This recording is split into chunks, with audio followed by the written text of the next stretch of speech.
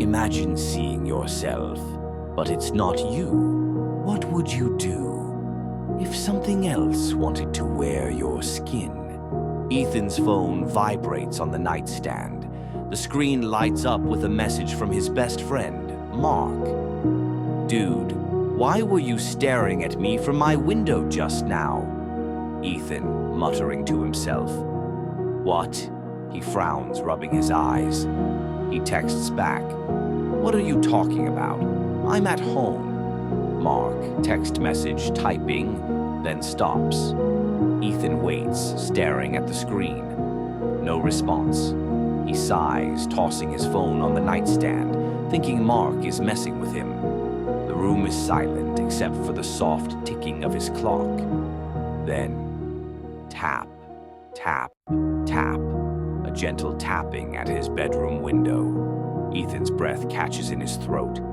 Slowly, he turns his head, but the window is empty, just the dark night beyond. He laughs nervously to himself. Ethan, whispering, "Mark, you idiot."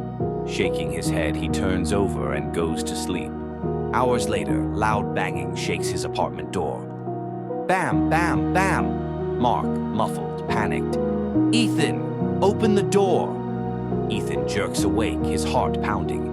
He stumbles out of bed and rushes to the door.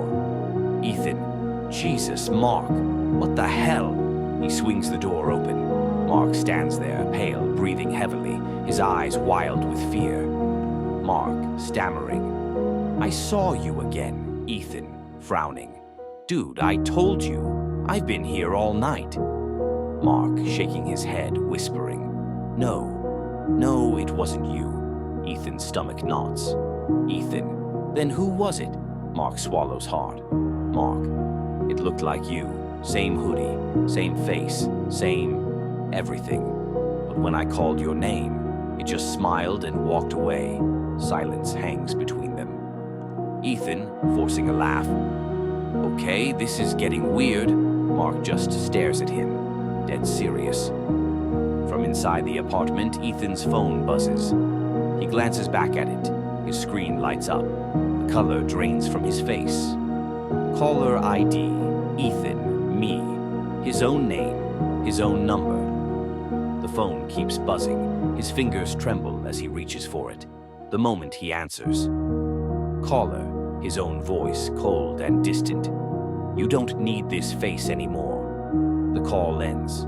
Ethan's reflection is wrong. He stands in front of the mirror in his bathroom, staring at himself. He moves his head left. His reflection moves right. His pulse pounds. Slowly, he lifts his hand, and his reflection doesn't. Instead, it smiles.